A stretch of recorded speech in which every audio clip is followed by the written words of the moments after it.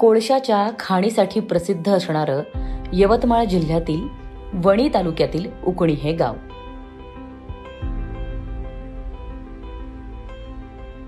निसर्गाने भरभरून दिलेला पण तरीही कोळशाच्या धुराने काहीसा धूसर झालेला हा परिसर.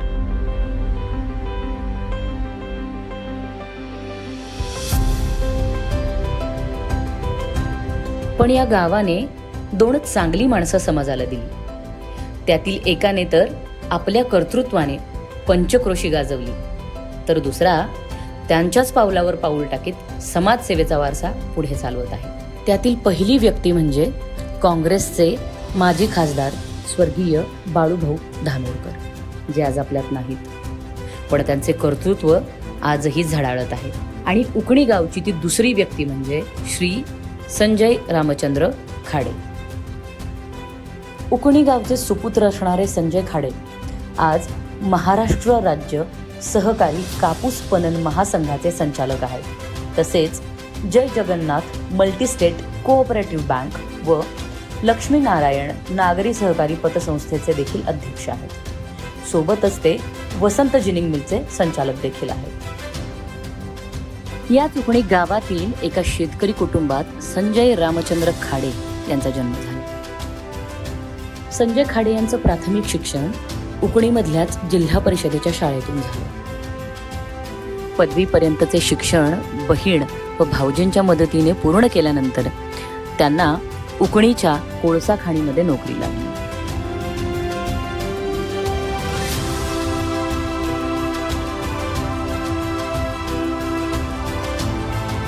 उकणी गावाचा, वणी तालुक्याचा आणि पर्यायाने यवतमाळ जिल्ह्याचा सर्वार्थाने विकास करणे या ध्येयाने प्रेरित संजय खाडेजी अनेक विकास कामे करताना लोकांना दिसतात.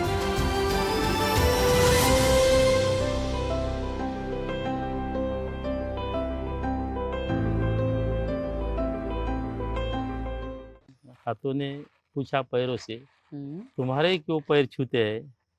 तब पैरों ने सही जवाब दिया, तभी छूते तो जमीन से जुड़ा रहना पड़ता है. वाह. माझी MA MPhil करून मी LLB करायची इच्छा होती, पण मग नंतर 95 मध्ये राजकारणात आलो. त्यावेळी नंतर अनेक अशा लोकांच्या समस्या घेऊन मला एक हे होती का काहीतरी गावासाठी केलं पाहिजे, ज्या गावात काहीच नव्हतं. लोकमत वार्ताहर म्हणून मी काम केलं. अजूनही मी लोकमत वार्ताहर म्हणून आहे. येणाऱ्या 3-4 महिन्यात तर मी सरपंच पदावर येणार असं मी त्यांना त्यातून निघून गेलो ना, ते गेलो नाही. पण पुढचे ज्यावेळेस तिथं एंट्री केली, सरपंच पद म्हणून एंट्री केली. कर्मातून माणूस मोठा होतो. माणसानं जर सर्व आपण आपापल्या जबाबदाऱ्या पार पूर्ण पाडल्या प्रत्येकाने, कुटुंबिक जबाबदारी तेवढीच महत्वाची, राजकीय जबाबदारी तेच महत्वाची, सामाजिक जबाबदारी महत्वाची, तर हा देश मागं राहणार नाही.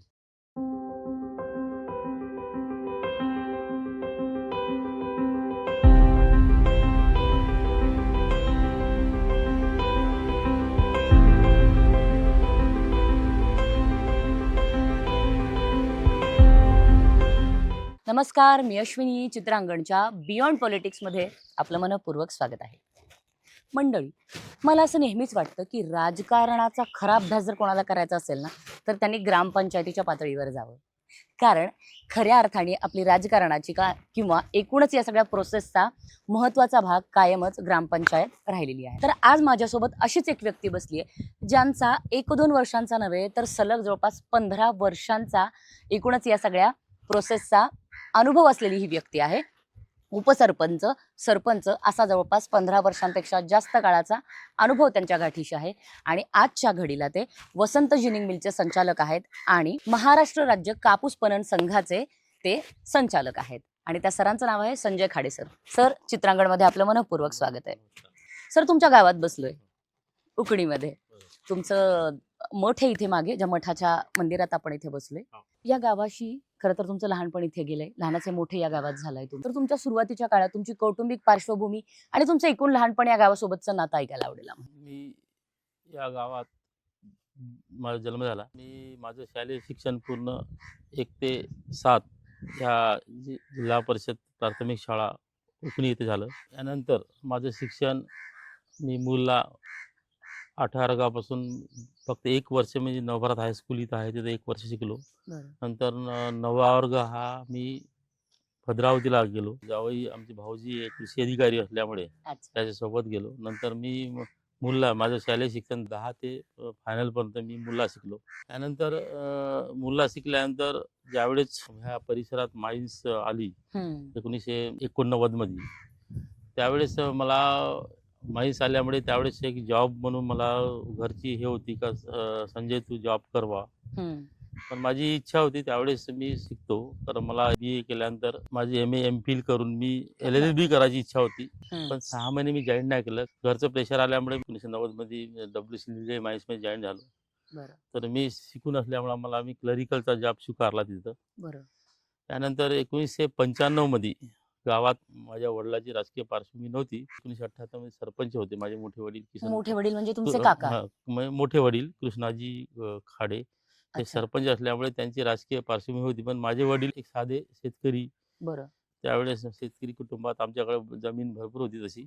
हं. तरी आमचे पूर्ण एक संयुक्त कुटुंब 5 वडील 5 भाऊ होते त्यांचे. त्यानंतर शिक्षण झाल्यानंतर मी नोकरी स्वीकारली. इथं 90 ते 95 पर्यंत मी WCLची ड्युटी नोकरी केली. नोकरी केली. 95 मध्ये मला वाटलं का गावाची परिस्थिती चांगली नाही आहे. हं.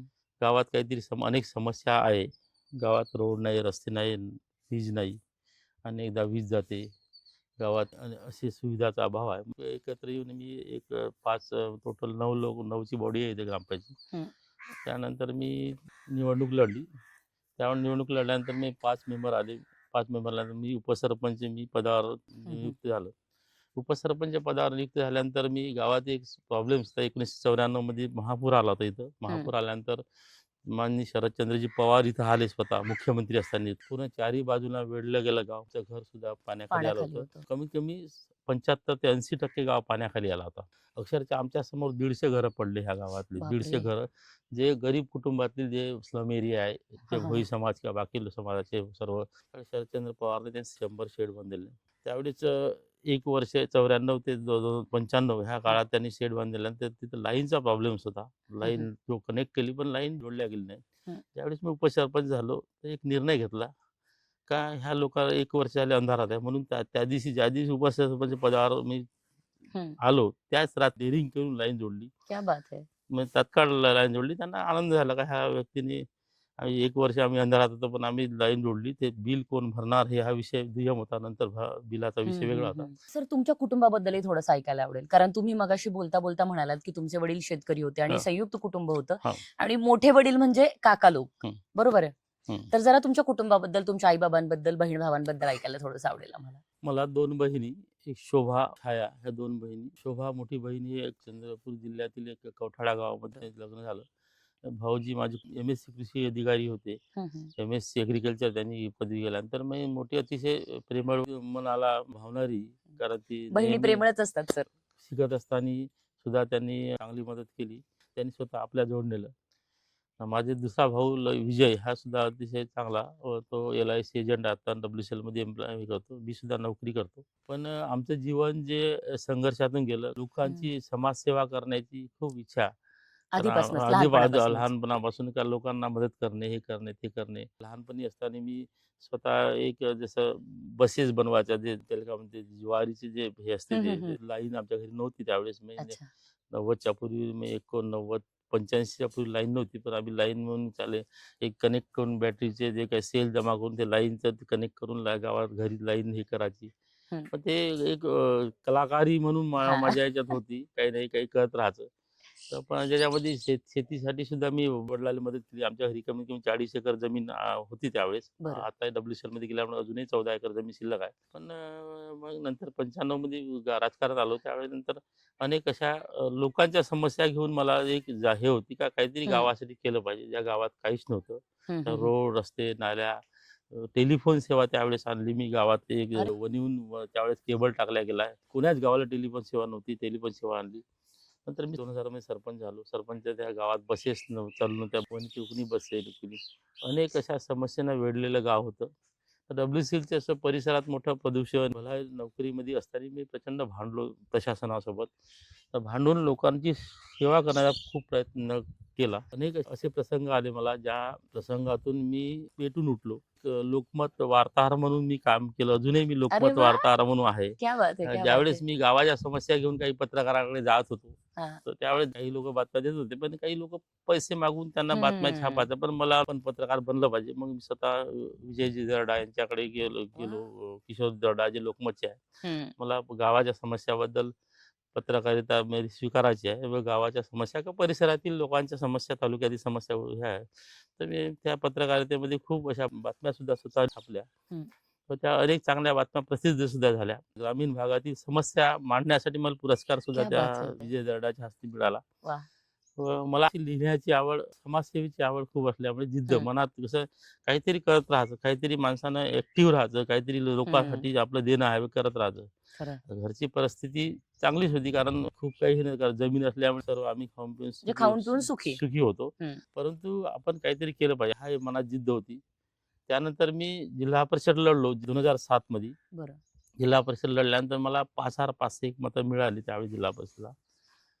परंतु मी काही मतानं पडलो, त्यावेळेस 450-500 मतांनी पडलो. हम्म. पण ते मनात खंत होती, आपण काहीतरी चुकलो किंवा आपण काहीतरी कमी पडलो. तर त्यावेळेस आज पैशाचा आजकाल विरोधी पार्टीत पैसा जोर होता, पण आपल्याला तेवढं फायनान्शियल आपण खर्च नाही करू शकलो. हम्म. परंतु शेवट लोकांनी 5,500 मतं भेटले, ते सुद्धा खूप आनंद झाला. नंतर काँग्रेस पक्षामध्ये मी गेल्या 25-26 वर्ष काम करत आहे. काँग्रेस पक्षाचे ध्येय धोरण हे, काँग्रेस पक्ष एक सेक्युलरिझम म्हणजे धर्मनिरपेक्ष पक्ष आहे, जी. जेणेकरून सर्व जाती, धर्म, पंथ ह्या लोकांना घेऊन चालते. हे मला खूप आवडतं, कारण कसं आहे, शेवट माणूस माणसाला एकत्र करूनच माणूस जगतो. खरं. शेवट जात, धर्म, हा पंथ हा माणसाला रोजीरोटी देत नाही. खरं. कारण समाजाचा विकास करायचा तर सर्व समाजाला घेऊन जर चाललं, माझं वैयक्तिक मत आहे का गरीबाला घेऊन जर चाललं किंवा समाजापर्यंत आर्थिक मदत जर पोहोचली, तर एक एक वेगळी सायकल तयार होऊन गावाची, जिल्ह्याची, महाराष्ट्राची, देशाची प्रगती होणार. माझं वैयक्तिक मत आहे, आर्थिक हम्म. दरी कमी होणार नाही तोपर्यंत सर्वसामान्य लोक सुखी होणार नाही, खरं. तर देश सुद्धा प्रगती पदावर जाणार नाही. अगदीच अगदीच. आमची देवावर भक्ती आहे. आम्ही राम किंवा सर्व देवाला मानतो. पण वैयक्तिक मी स्वतः हनुमानाचा खूप मोठा भक्त आहे. हे एक मंदिर होतं. हे मंदिर 1995 मध्येच मी स्वतः त्यावेळेस नाटक करून बांधलं. अरे वा. 2-3 मंदिरे बांधली. मी देवाचा भक्त आहे. बरं. परंतु देवाच्या भक्त करत असताना याच्या व्यतिरिक्त आर्थिक उन्नती सुद्धा अतिशय महत्त्वाची आहे. त्या आर्थिक उन्नतीसाठी आम्ही भांडलो.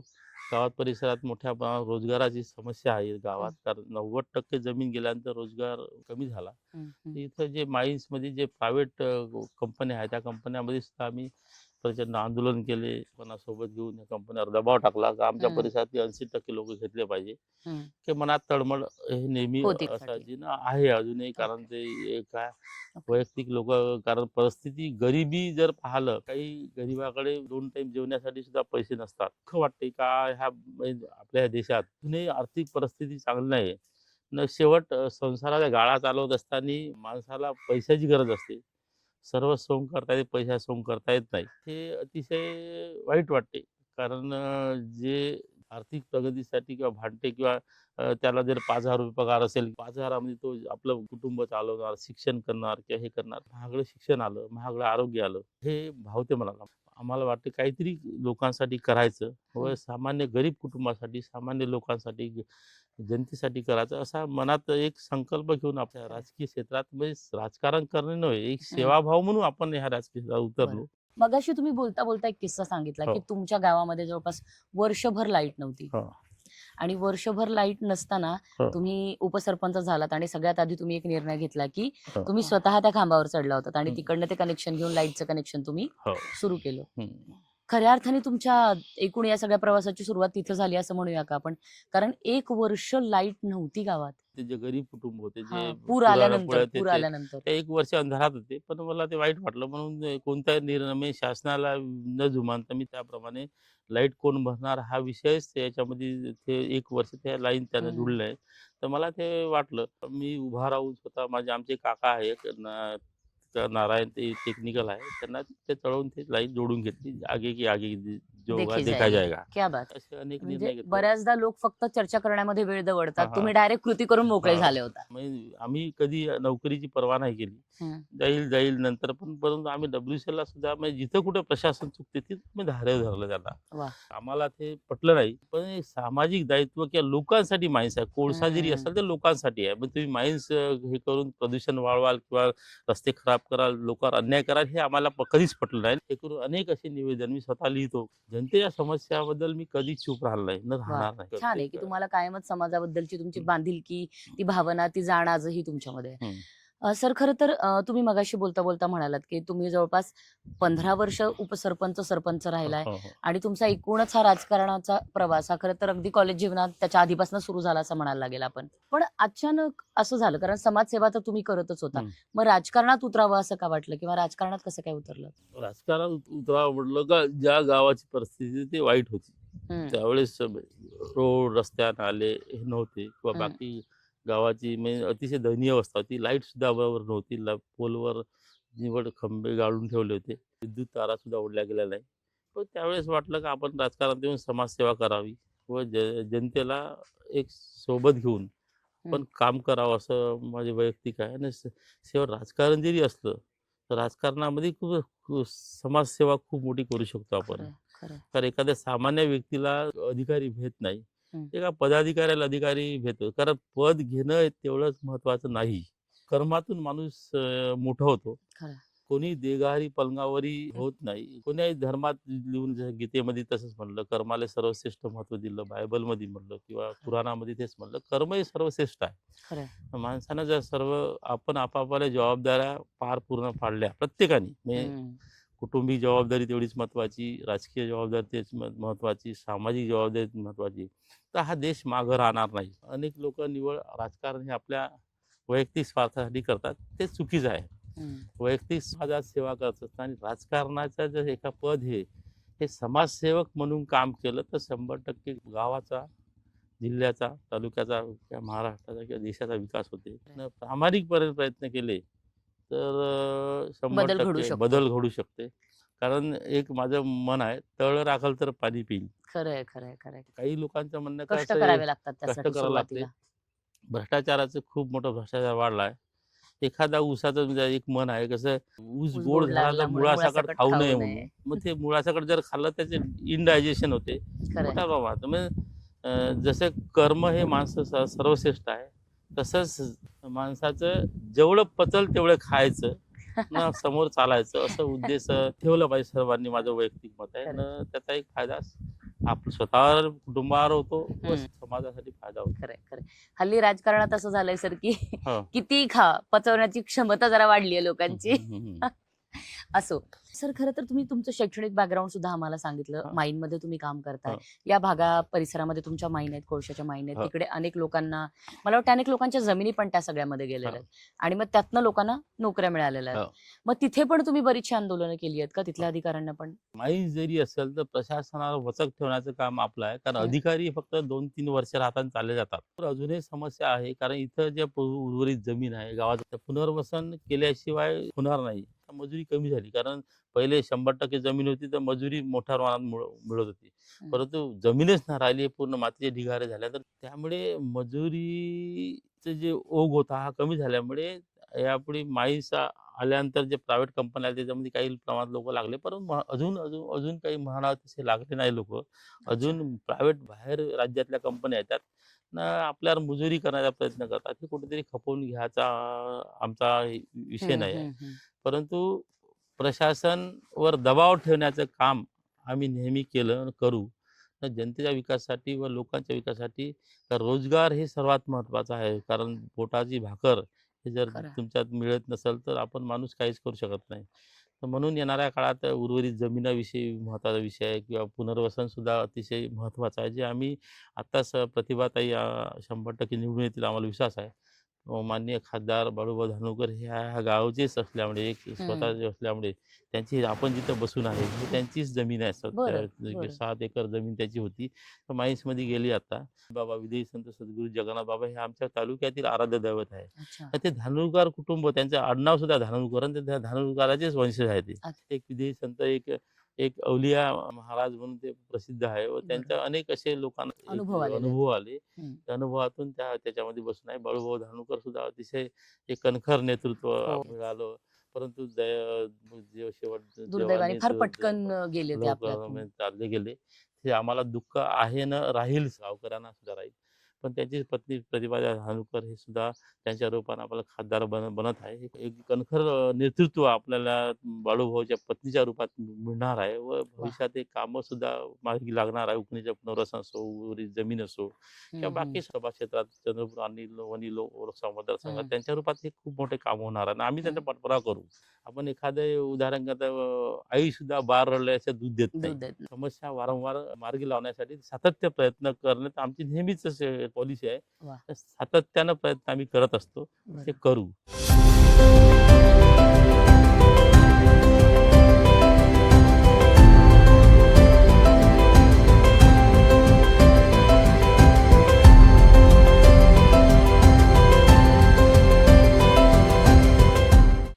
सर खरं तर तुम्ही शेतकऱ्याचा मुलगा आहात, तुम्ही असं सांगितलं मला.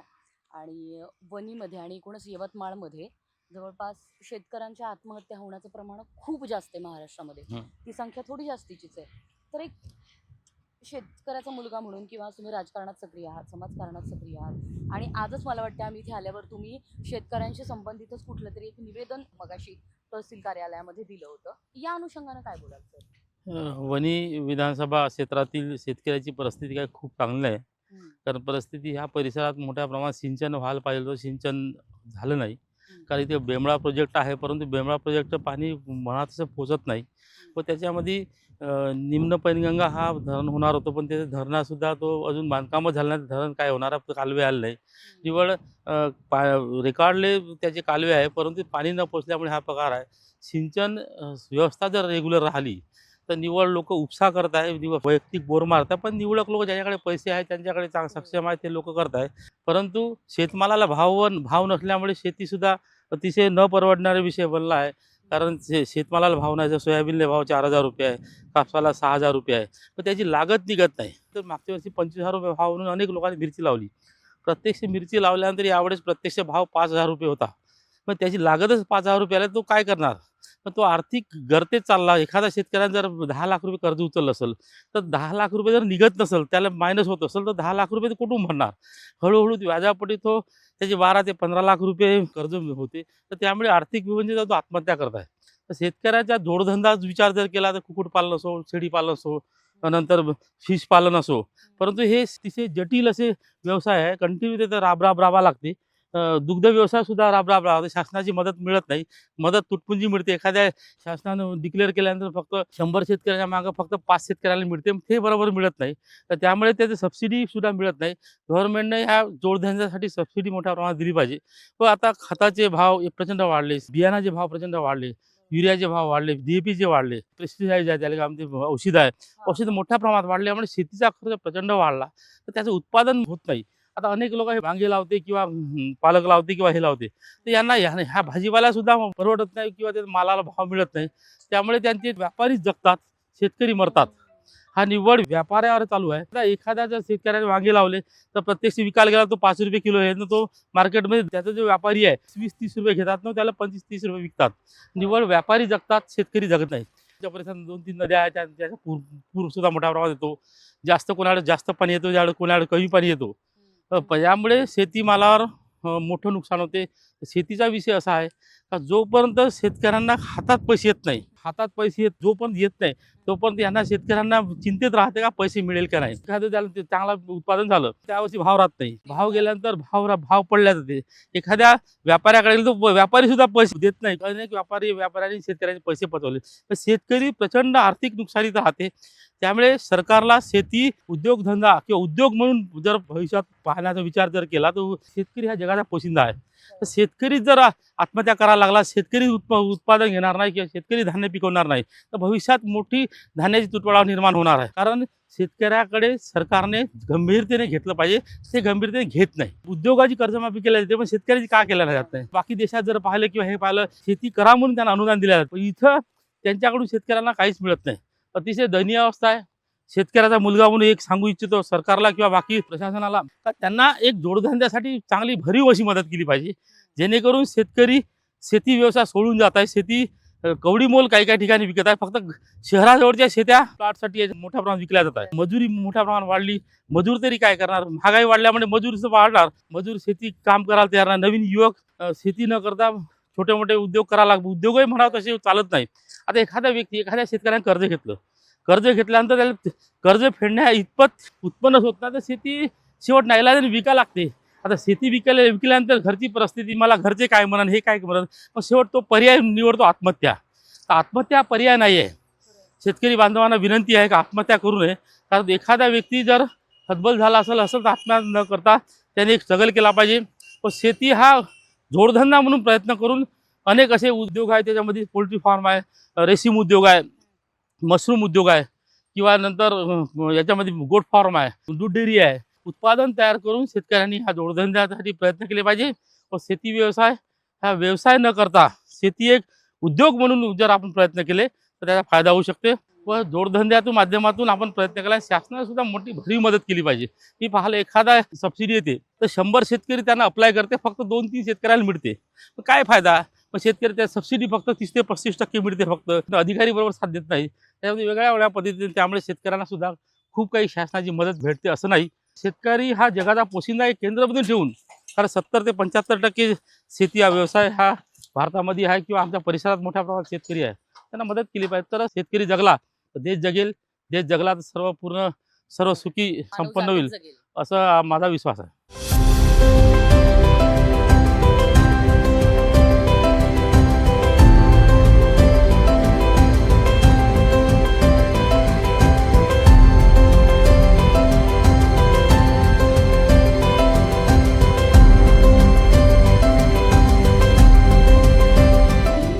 सर असं म्हटलं जातं की जेव्हा सामाजिक जीवनामध्ये तुम्ही काम करता तेव्हा तुमच्या आयुष्यामध्ये असे काही प्रसंग यावे लागतात की ज्याने तुमच्या आयुष्याला टर्निंग पॉईंट मिळतो. बऱ्याचदा ते प्रसंग अपमानाचे असतात खरं तर, पण लोक जनरली सांगत नाहीत. तर तुमच्या आयुष्यात असा टर्निंग पॉईंट घडावा असा कुठला अपमानाचा प्रसंग आलाय का? कारण त्याच्यातून तावून सुलाखून निघल्याशिवाय माणूस यशापर्यंत पोहोचत नसतो कधीच. तेच म्हणजे मी मागे मी उपसरपंच होतो. उपसरपंच त्यावेळेस मी नंतर सरपंच विरोधी पार्टी झाले. झाल्यानंतर मी ते गावातील अनेक समस्या झाल्या. लाईटचा विषय होता आमच्या वार्डातल्या किंवा बाकी वार्डात ह्या वार्डात मेंबर असल्यामुळे लाईट लागत नाही. 6-6 1-1 वर्ष लाईट लागत नाही. ते चुकीचं आहे. याच्याबद्दल मला तरी बरं नाही वाटलं, कारण वारंवार लोक माझ्याकडे यायच्या, उपसरपंच तुम्ही काय करता. तर म्हणून त्या लाईटसाठी आम्ही ते सरपंच महोदयाने म्हटलं का तुम्ही भविष्यात जर लाईट लावत नसाल तर चुकीचं आहे. परंतु मी हे लाईट आता मी वार करतो, मला ते एक अलर्ट करतो का भविष्यात तुम्ही लाईट लावले नाही 8-10 दिवसात आम्ही हे करू. पण नंतर त्यांनी लावले नाही. पण दुसऱ्या मीटिंगमध्ये गेल्यानंतर त्यांनी म्हटलं आमच्याकडे निधी नाही, हे नाही. त्या निधी कुठूनही आणा, WCL मोठ्या प्रमाणात वेलफेअर फंड देतो, इच्छाशक्ती मार्ग निघतात, परंतु ते दुर्लक्षित केल्या गेलं. मग त्यांना हे केलं भविष्यात मी इथं एवढं 2-3 महिने राहिले. 3 महिन्यात जर तुम्ही हे नाही केलं तर मी ह्या पाय ठेवणार नाही.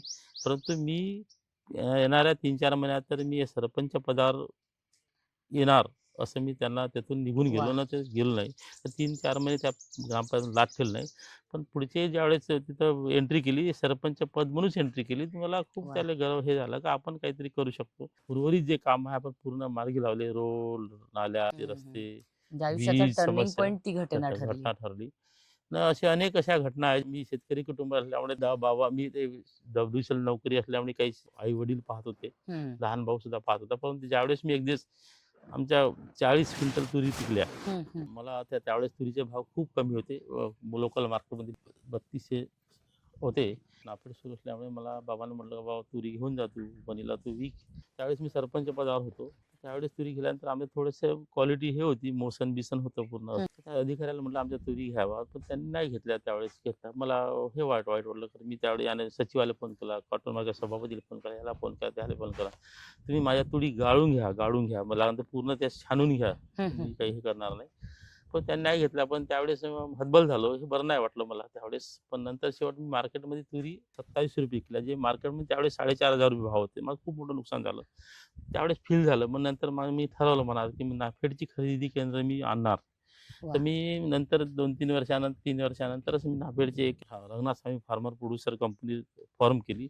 त्याच्यामधून नाफेड खरेदी केंद्र मी स्वतः हे करून क्या बात आहे. शेतकऱ्यांना मदत केली त्यावेळेस. क्या माझ्यासारखा एक राजकीय माणूस, मला एवढी परिस्थिती आहे, तर सामान्य सामान्य शेतकरी शेतकऱ्याची काय काय करते, म्हणजे अवस्था. एवढी बेकार अवस्था आहे, म्हणून शेतकरी का आत्महत्या करते. काही प्रशासन किंवा अधिकारी सुद्धा त्यांना मदत करत नाही. तर मग निव्वळ शेवट थोडे आर्थिक नुकसान करून घेतात. शेवट नाईलाजाने त्या खुल्या मार्केटमध्ये विकतात. पण त्याचं एवढं रेट 50% पेक्षा कमी. म्हणजे तो वर्षभर राब राबतो, त्याला मालाला भाव भेटत नाही. हे दुःखद त्यावेळेस ते मनाला पटलं नाही. 3 वर्ष झाले मी नाफेडच्या मोठ्या प्रमाणात खरेदी करत आहे. तर लोकांना मदत करताय. करून वापस नाही पाठवलं आजपर्यंत. मी त्यांना मार्गदर्शन केलं. वापस केल्यानंतर त्याचं ट्रान्सपोर्टेशन, जाणं-येणं खर्च करतो. त्याचे मानसिक त्रास हा वाचवण्यासाठी आपण प्रयत्न करतो. 2 बँकिंग क्षेत्रात उतरण्याचं मी कारण कसं आहे, का मी अनेक सामाजिक क्षेत्रात काम करताना अनेक लोक माझ्याकडे मित्रपरिवार यायचे. "हो, आम्हाला कर्ज भेटवून द्या, हे द्या, ते द्या," असं तसं. तर कर्ज भेटवून द्यानंतर मी अनेक लोकांना, काही लोकांना सांगायचे, अदर बँक, हे ते बँक, ग्रामीण त्या निवली गावात. तर त्यांनी एक कर्जासाठी एक केस केली होती. तर केल्यानंतर त्यांना 2 लाख का 3 लाख कर्ज पाहिलं होतं. पण त्या कर्ज डॉक्युमेंट केले, त्यांना ₹8,000-10,000 खर्च केले. 4 महिने लागले, खर्च केले, सर्व केले, डॉक्युमेंट हे केले. नंतर मग ह्या मित्राकडे कर्जासाठी शेवटचा टप्पा होता. कर्ज भाऊ कधी मंजूर होईल, मग 10-12 फोन आले. पण ज्यावेळेस मी गेलो, तो मित्र गेल्यानंतर त्यांनी म्हटलं, का कोणाची शिफारस आहे? तर शिफारस नाही भाऊ, संजय काळे शिफारस आहे. त्यांनी ते नाकारलं कर्ज. त्या शेतकऱ्याने नाकारलं. ₹10,000 खर्च झाले. वाईट वाटलं आपल्याला त्यावेळेस. मी म्हटलं, का चला आपणच बँकची निर्मिती क्या बात करायची, आहे. पण यांना मदत करायची. वा. त्यावेळेस त्याने स्वतः मी 1 वर्ष मेहनत घेतली. स्वतः एक बँक टाकली पहिले. रंगनाथ स्वामी अर्बन निधी लिमिटेड म्हणून काम केलं. मग ते चांगली बँक चांगली वाढली, चांगला टर्नओव्हर झाला. परंतु मी त्यांना, त्या शेतकऱ्याला मी स्वतः येऊन त्याला दुसरं, "बाबा तुला कर्ज घे." त्याला कर्जाची गरज होती. मी त्यांना स्वतः 5 ते 6 दिवसात तात्काळ मी कर्ज दिलं. क्या त्या बात. शेतकऱ्याची मदत केली. तर मी बँकिंग क्षेत्रात उतरलो, तर मला एक जिद्द, लोकांची प्रेम व लोकांचा विश्वास, म्हणून माझी रंगनाथ स्वामी अर्बन निधी खूप वाढली. ते गेल्या 2.5-3 वर्षापासून त्याच आहे. पण त्याचं नाव काही कारणाने चेंज करावं लागलं मला. बरोबर. जय Jagannath multi state credit cooperative society मी रजिस्टर्ड झाली माझी आता. म्हणजे गेल्या 6-7 महिन्यापूर्वी त्याचं उद्घाटन सुद्धा झालं. नंतर मी दुसरी पतसंस्था, मी लक्ष्मीनारायण नागरी सहकारी पतसंस्था आहे, ते यशोमती ठाकूर, जे महिला व बालकल्याण कॅबिनेट मंत्री, त्यांच्या हस्ते उद्घाटन झालं. वा. मी युवक काँग्रेस अध्यक्ष होतो. म्हणजे युवक काँग्रेसचा अध्यक्षाचा प्रवास हा हम्म. 2003, ज्यावेळेस मी हम्म. सरपंच 2000 झालो, नंतर 2003 मध्ये युवक काँग्रेस अध्यक्ष झालो. यशोमती ठाकूर, निलेश पारवेकर, स्वर्गीय निलेश पारवेकर, स्वर्गीय राजीव सातव हे माझ्या संपर्कात आले होते. माझ्या गावाला सुद्धा आले होते. आमच्या माझे चांगले राजकीय संबंध होते. 2003 ते 2009 ह्या कार्यकाळात मी युवक काँग्रेस अध्यक्ष होतो. खूप मोठे काम केलं, खूप मोठे आंदोलन सुद्धा केले. तर त्यावेळेस मी टॉप 10 पुरस्कार मला मिळाला त्यावेळेस. म्हणजे 2008 मध्ये एक MTDC कारला पुणेजवळ एक 4 दिवसीय शिबिर झालं होतं त्यावेळेस. महाराष्ट्र जिल्ह्याचे अध्यक्ष, तालुका अध्यक्ष, त्यावेळेस सर्व एक प्रशिक्षण होतं दिवसभर. संध्याकाळी एक पिक्चर त्यावेळेस आम्ही मुन्नाभाई MBBS एक पिक्चर पाहिला, महात्मा गांधीचा. त्यावेळेस मला खूप त्या पिक्चर मधून बोध मिळाला, का महात्मा गांधीचे कार्य, त्यावर त्याच्या जीवन प्रकाश त्याच्यावर खूप मला आवडला. त्यानंतर 4 दिवस शिबिर झाल्यानंतर यशवंतराव ठाकूर, आम्ही कॅबिनेट याच्यामध्ये राहत होतो. निलेश पारवेकर हे सर्व लोक नेते होते. तर त्यावेळेस मला महाराष्ट्रातून समारोपीय कार्यक्रमात टॉप 10 तालुका अध्यक्ष निवडले गेले. तर त्याच्या विदर्भात एकमेव माझं नाव होतं. विलासराव देशमुख यांच्या हस्ते सन्मान चिन्ह, प्रशस्ती पत्रक मिळालं. त्यावेळेस महाराष्ट्रातून पूर्ण पेपरला, माझ्या जिल्ह्यात पूर्ण बातम्या आला, उत्कृष्ट तालुकाध्यक्ष म्हणून मला तो सुद्धा मान मिळाला. 2008 मध्ये अजून मी गुजरात, ज्यावेळेस राहुल गांधी संकल्पना होती का निवडणूक ही सर्वसामान्याच्या लोकातून झाली पाहिजे, म्हणजे निवडणूक पद्धती निवडणूक झाली पाहिजे, त्यावेळेस मला गुजरातला पाठवलं. अहमदाबाद ट्रेनिंग झालं 1 दिवस. नंतर गुजरातमध्ये एक सुरत शहर आहे, सुरतमध्ये ओलपाट सायन एक ते असेंब्ली आहे. त्या असेंब्लीमध्ये ते निवडणूक अधिकारी म्हणून त्याचं मी काम केलं. म्हणजे ते त्यावेळेस पटेल समाज हे समाज खूप प्रचंड भांडण व्हायचे, हे व्हायचे. भांडण झालं तर वरून आम्ही आला राहुल गांधीच्या याची ब्रिगेडमधून त्याची जी कंट्रोल रूम होती, त्याला भाई हे काय करायचं आता, भांडण झालं इथं. तर त्यांनी निवडणूक थांबवली होती काही 1 तास. नंतर अजून निवडणूक प्रक्रिया पूर्ण पार पडून राहुल गांधीच्या ब्रिगेडमध्ये मी काम केलं. वा. तर त्यावेळेस 2009 मध्ये मला टॉप 10 मध्ये माझे जे विदर्भातील हे होते, निलेशजी पारवेकर, नंतर राजीव सातव, तर माझं नाव होतं आमदारकी. वा. राजीव सातव म्हटलं, भाऊ संजीव तू आमदारकीसाठी तू उभा राहा. क्या बात आहे. माझी शिफारस केली तू ना, तू वा. दिल्लीला माझ्यासोबत चाल. पण भाऊ त्यावेळेस परिस्थिती आमदारकी नाही, भाऊ फायनान्शियल नाही किंवा हे नाही, बॅकग्राऊंड नाही, तेवढं आपण नाही, मी राहणार नाही. त्यावेळेस भाऊला म्हटलं होतं. पण दुःखद एवढं का, स्वर्गीय राजीव सातव हे मरण पावले, निलेश पारवेकर गेले. पण यशोमती ठाकूर माझ्या लक्ष्मीनारायण नागरी सहकारी पतसंस्थेच्या संस्थेच्या उद्घाटनाला आल्या, माझ्या मान ठेवून उद्घाटन केलं. माझ्या दोन्ही बँका अतिशय मोठ्या म्हणजे कमी वेळात खूप ग्रोथ झाल्या. एवढ्या झाल्या का म्हणजे 100 कोटीच्या वर गेल्या क्या बात है, क्या बात 3 है. वर्षात. वा. न सर्वसामान्य लोकांचे, शेतकऱ्यांच्या आम्ही कर्ज उपलब्ध करून देत आहे, छोटे छोटे शेतकऱ्यांना. स्मॉल स्केल जे उद्योग छोटे छोटे Industrial, right. त्यांना सुद्धा कर्ज उपलब्ध करून देत आहे. आमचा आता मानस आहे का, आम्ही वनी विधानसभेमध्ये 2000 बचत गट खोलून त्यांना, महिलांना सक्षमीकरणासाठी आम्ही काम वा. करणार, त्यांना उद्योगासाठी आम्ही कर्ज उपलब्ध करून देणार, बचतीची सवय लावणार आहे. हे असं आमचं एक भविष्यात वा. पूर्ण प्लॅनिंग आहे. क्या बात. बँकिंग क्षेत्रात, आर्थिक क्षेत्रात मी पहिले म्हटलं तर सर्वसम करता येते, पैशासम करता करता येत येत नाही. नाही. तर हा विषय कसा असते का, बचत व प्लस आपली आर्थिक उन्नती. खरंय. तर बचत का गरज आहे, कारण भविष्यात बचत हे सर्वात मोठी पुंजी आहे. तुम्ही माझं तर म्हणणं आहे का, तुम्ही 100 रुपये कमवत असाल तर 30% बचत केली पाहिजे. खरंय. हळूहळू त्याचा फायदा कसा होतो का, समोर तुम्हाला बचतीची सवय लागून एक मोठा अमाऊंट जमा होते ना, ते केव्हाही तुम्हाला कामी येते. असा हा प्रकार आहे ना. मी आताच वसंत इंजिनिअरिंगचं 10 वर्ष डायरेक्टर आहे. एक सर्वात मोठी संस्था आहे वसंत इंजिनिअरिंग. शेतकऱ्यांसाठी अध्यक्षपदाची इच्छा होती, परंतु काही कारणात अध्यक्ष बनू शकलो नाही. परंतु वसंत इंजिनिअरिंग म्हणून प्रतिनिधी जे पाठवते, माझे सर्व संचालक मंडळ आहे, जसं पुरुषोत्तमभाऊ आवारी, वराटे सर आहे, प्रशांतभाऊ गोकार आहे, प्रमोद वासेकर आहे, की जे सर्व डायरेक्टर जे आहे, सर्व संचालक, त्यांनी मला प्रतिनिधी म्हणून पाठवलं. त्यामुळे मी महाराष्ट्राचे कापूस उत्पादक पणन महासंघाला उभं राहू शकलो. मला खूप चॅलेंज होतं. तर त्यावेळेस आमदारचे सुभाषराव ढोटे यांचे भाऊ माझ्या विरोधात उभे फॉर्म होते. भरला होता, अच्छा. शेखरजी ढोटे. तर त्यावेळेस मी म्हणलं, मी कोणाच पदावर नाही, तुम्ही मला मदत करा. त्यावेळेस माननीय पटोले साहेबांना सुद्धा बोलवलं. त्यांनी, संजय तू राहू दे, मागे तू फार. पटोले साहेबांना सांगितलं, साहेब मी आता, मला संधी मिळाली पाहिजे. प्रतिभाताई धानोरकर यांनी सुद्धा, आम्ही मान राखला त्यांचा सर्व. परंतु माझी इच्छा होती का ह्या पदावर जावं. तर मला 11 मतं होते. 11 पैकी एक अमेरिकेला गेल्यामुळे ते डॉक्टर विजय देवतळे ते होते. पण सर्व मतदार हे आमदार लेवलचे मतदार, अच्छा. निलेश अण्णासाहेब पारवेकर माजी आमदार, ढोटे साहेब आमदार. तर त्या याच्या 10 मतापैकी 7 मतं मिळाले मला. फार मोठी अचिव्हमेंट होती ही. अचिव्हमेंट होती. पूर्ण महाराष्ट्रातून एक मोठी संस्था आहे ती. ज्यावेळेस ज्यावेळेस एकाधिकार चालू होता, त्यावेळेस 4000 कोटीने ते प्रॉफिटमध्ये होती. वा. प्रत्येक संचालकाकडे एक गाडी, ऑफिसेस. आता वणीला चांगलं मोठं ऑफिस आहे, नागपूरला ऑफिस आहे, मुंबईला CST मुंबईला ऑफिस आहे. तर ह्याच्या माध्यमातून आमचा उद्देश कसा, शेतकऱ्याला कुठेतरी मदत केली पाहिजे. शेतकऱ्याचा मालाला भाव नाही, सोयाबीनला भाव नाही, हे कुठं दुःख मनात आहे. कारण मी शेतकऱ्याचा मुलगा आहे. मी अनुभव घेतला, शेतकऱ्याची परिस्थिती बेकार आहे. त्यावेळेस मला अनुभव, मी नोकरी करत होतो आणि मी 5 वर्ष शेती करून पाहिली. पण शेती करून पाहिल्यानंतर मी एक तुम्हाला उदाहरण देतो. आम्ही वांगे लावले होते. वांगी लावले. तिने का चला बाई, काहीतरी उद्योग, शेती चांगली, मोठ्या प्रमाणात वांग्याचं उत्पादन झालं. तर पहिली खेप निघाल्यानंतर 30 बोऱ्या निघले. ज्यावेळेस मार्केटमधून ते 12 रुपये मी पोते घेतले. मार्केटला पोते भरून पूर्ण कमीत कमी एक पोतं 25 किलोचं. तर भद्रावतीच्या मार्केटमध्ये नेले आम्ही संध्याकाळी. पोत्यासहित 20 रुपये मागत होते. मग त्यावेळेस एवढी, म्हणजे त्या काळातली परिस्थिती, आता ही परिस्थिती काही शेतकऱ्याची वाईट नाही. तर मग शेतीमालाला भाव नाही, मग एवढं कमी जास्त होत राहते. कोणा वेळेस वांग्याला 100 रुपये भाव राहते, दुसऱ्या दिवशी वांग्याची मार्केटिंग कमी आलं का ते 10 रुपयावर येते.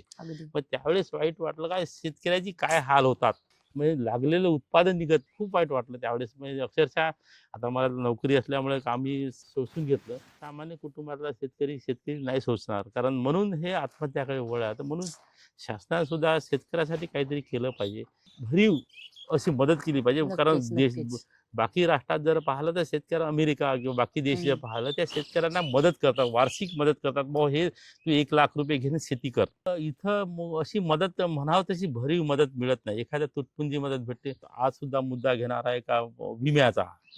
तर विम्याचा सुद्धा मुद्दा केला. शासन विमा काढते, परंतु प्रत्यक्ष ज्यांना भेटायला पाहिजे तो विमा भेटत नाही.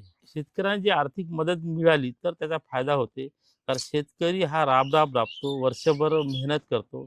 तर 365 दिवस तो काम करतो, त्यांना सुट्टी नसते. हे उदाहरण घ्या, आपण एक 8 तास लाईन राहते, विद्युत राहते.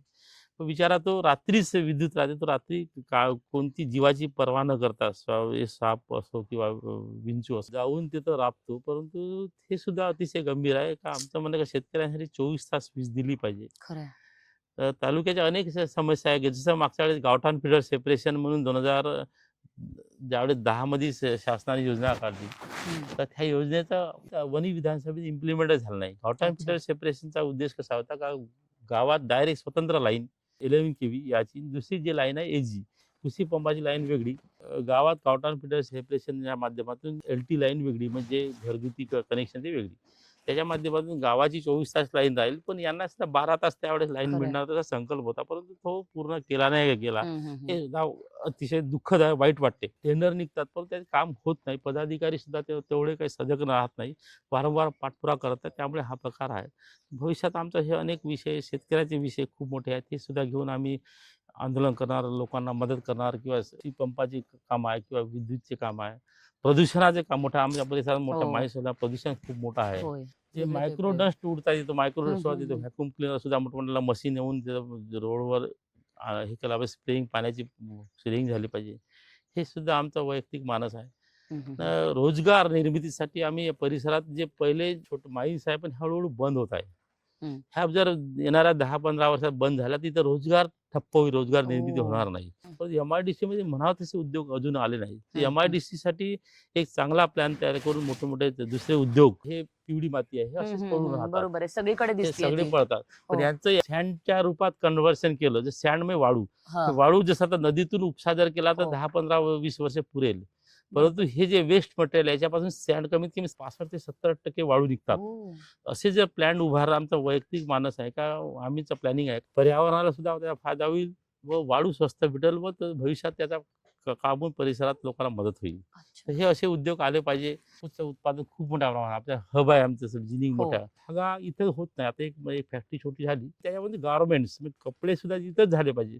पण त्याच्या माध्यमातून काय होणार आहे, मग त्यांना त्याला कापसाला सुद्धा चांगला भाव मिळेल. त्या कापसाच्या गाडी गुजरातनं पंजाबमध्ये जातात. बरोबर आहे. तिकडे मोठ्या प्रमाणात गार्मेंट्स, मोठा टेक्सटाईल्स मिल्स आहे, हे आहे. एक टेक्सटाईल्स पार्क सुद्धा इथं मोठ्या प्रमाणात उभारण्याचं आमचं मानस आहे, त्यासाठी प्रयत्न करणार आहे. असे अनेक उद्योग, सामाजिक क्षेत्राचा प्रदूषणाचा विषय असो, बेरोजगाराचा प्रश्न, कसं मोठमोठ्याला उद्योग जर उभारला जाईल तर बेरोजगारीची समस्या कमी होणार आहे. बेरोजगारी एवढी भया रूप धारण करत आहे. पर डे माझ्याकडे 10 लोक, मुलं 5, मुली 5 नोकरीसाठी येतात. तर माझी कॅपॅसिटी, माझ्याकडे 36 लोक काम करतात. माझी जी कॅपॅसिटी आहे तेवढी मी घेत आहे. मी कोणतीच फी न आकारता मी त्या 35 लोकांना रोजगार दिलं. 235 टोटल 200 लोकांना मी गेल्या 3 वर्षापासून रोजगार देत आहे. अभिमान वाटतं का मी 200 कुटुंबाला जगवत आहे. कारण हा रोजगार निर्मितीचं काम हे सर्वांचे करू शकत नाही, आपण ते करताय. तर माझ्या भविष्यात 50 ब्रँच चालू आहे पूर्ण विदर्भात, महाराष्ट्रात. माझ्या येणाऱ्या काळात 5 वर्षात 50चं टार्गेट आहे. तर माझ्याकडे येणाऱ्या काळात कमीत कमी 1000 कर्मचारी काम करणं असं माझं वैयक्तिक टार्गेट आहे. मी रोजगार देऊ, हे वैयक्तिक मनाला कुठंतरी आनंद देणारी गोष्ट आहे. शेवट मरावी परी कीर्ती रूपी उरावी. शेवट माणूस मेल्यानंतर त्याची फक्त नावं असं चांगला आणि वाईट, तर ते सर्वांनी केलं तर समाजाचा विकास, लोकांचा विकास, जनतेचा विकास होणार नाही. सर, खरं तर राजकारणात तुम्ही आहात, आता तुम्ही स्पेशली काँग्रेसमध्ये गेली 20-25 वर्ष काँग्रेसमध्ये आहात. तर काँग्रेस सोबत काम करण्यामागे काही विशिष्ट डोक्यात थॉट होता का? काँग्रेस हा एक खूप मोठा 138-39 वर्षाचा इतिहास आहे. अगदीच. काँग्रेस हे सर्व जाती, धर्म, पंथ ह्या लोकांना घेऊन चालतात. तर काँग्रेसची जी पॉलिसी आहे, जिओ और जीने दो, सर्वांना खाली सामान्य कुटुंबापर्यंत त्याचा एक आर्थिक लाभ मिळाला पाहिजे. तर हा उद्देश एक मॅनिफेस्टोमध्ये गरीब हटाओ किंवा देश बचाओ त्यावेळेस इंदिरा गांधी राष्ट्रीयकरण केलं त्यावेळेस, कारण हम्म. त्यावेळेस पूर्ण हा संस्थानामध्ये विखुरलेला देश होता. बरोबर आहे. राष्ट्रीयकरण केल्यानंतर त्यांचा उद्देश एक होता का सर्वसामान्य गरीब जनतेपर्यंत त्याचा लाभ पोहोचला पाहिजे. अगदी. जसं मी एक WCL एम्प्लॉय आहे, त्या राष्ट्रीयकरणच्या पूर्वी त्यावेळेस कोळशाचे जे माईन्स होत्या ह्या प्रायव्हेट लोकांकडे होत्या, त्यांना पगार सुद्धा नव्हते, त्याच्या मोठ्या प्रमाणात कुचंबना होत होती. अरे बापरे. राष्ट्रीयकरण केल्यानंतर त्याचा एक फायदा झाला का, जसं माझा पगार ₹1.5 लाख आहे, तर माझं कुटुंब सुशिक्षित झालं ना, माझे 2 पोरं इंजिनियर झाले, तर बरोबर. मी कुठेतरी शिकवू शकलो.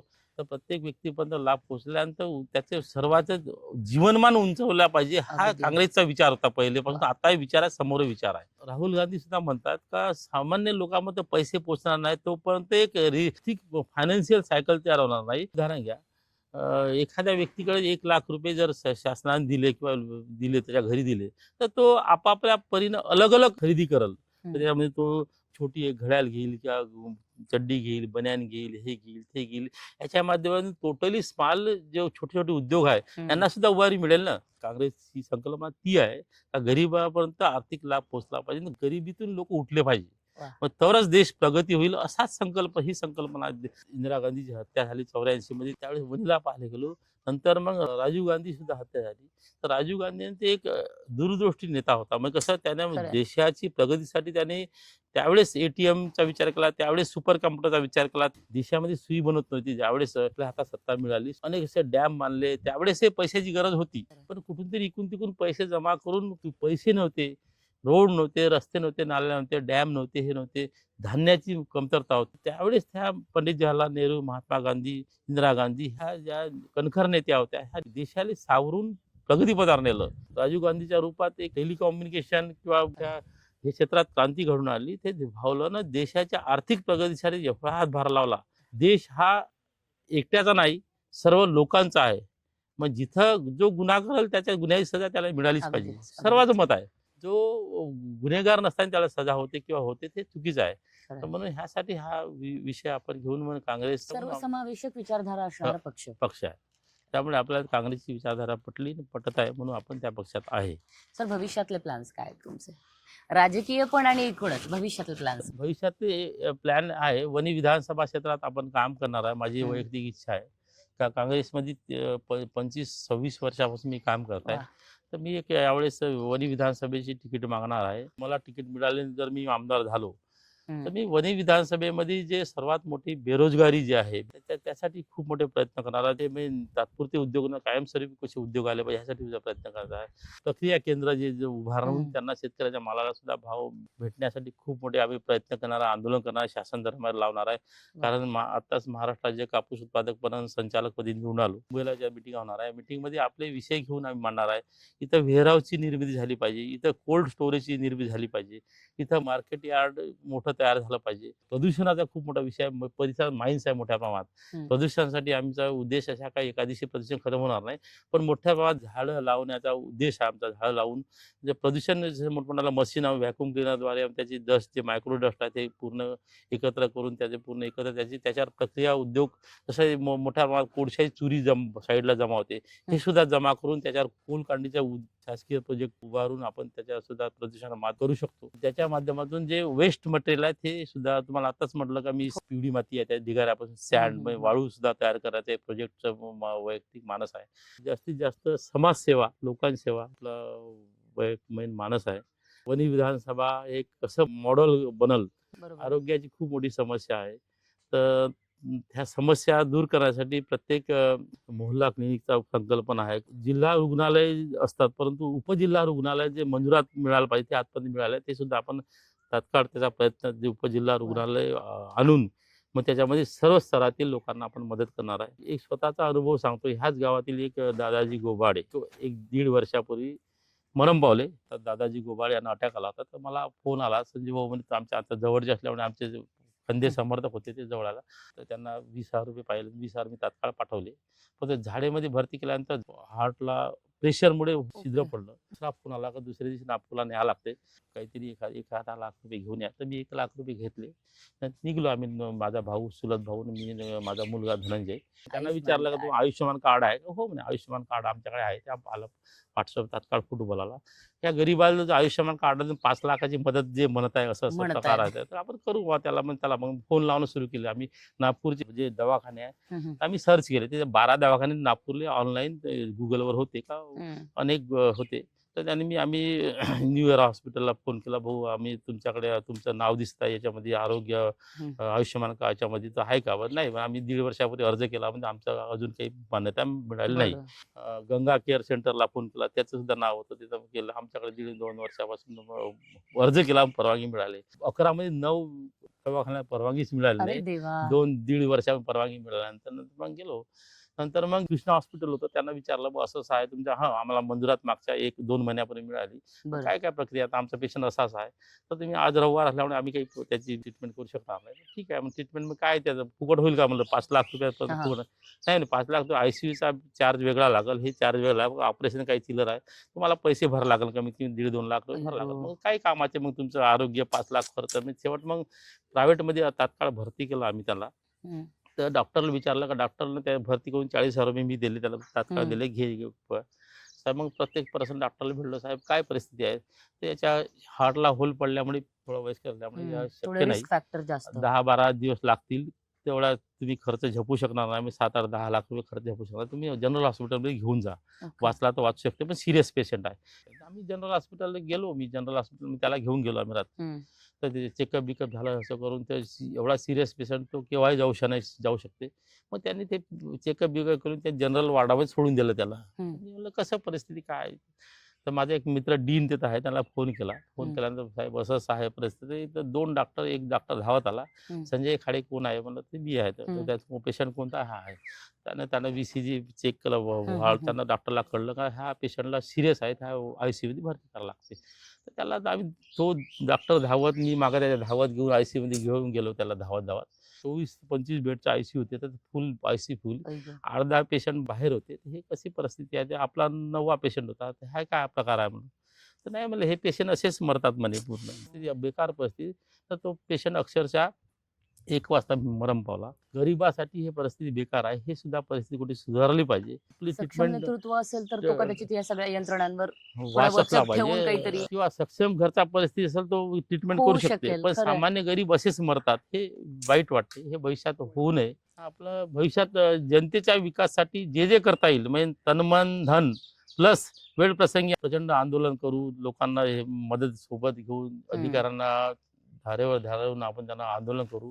प्रसंगी काही आम्हाला जेलमध्ये जायची पाळी जरी आली तर याच्या वाह! आंदोलनाकरता तर आम्ही जाऊ. तेवढी भिणार नाही व लोकांसाठी आम्ही मरेपर्यंत आम्ही सेवा करू असं माझं वैयक्तिक मत आहे क्या न बात आहे. जनतेसाठी आम्ही झटत राहू.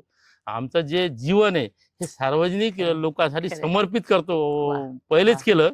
खरं तर असं म्हणतात की जेव्हा एखादा माणूस सामाजिक राजकीय क्षेत्रात काम करतो ज्यांनी पूर्णतः स्वतःला समाजाला वाहून घेतलेलं असतं तर खरं तर याच्यामध्ये त्यात सगळ्यात जास्त कसरत जर कोणाची होत असेल तर त्याच्या कुटुंबाची होते. हा. आणि कुटुंबाचा जर खमका पाठिंबा नसेल हा.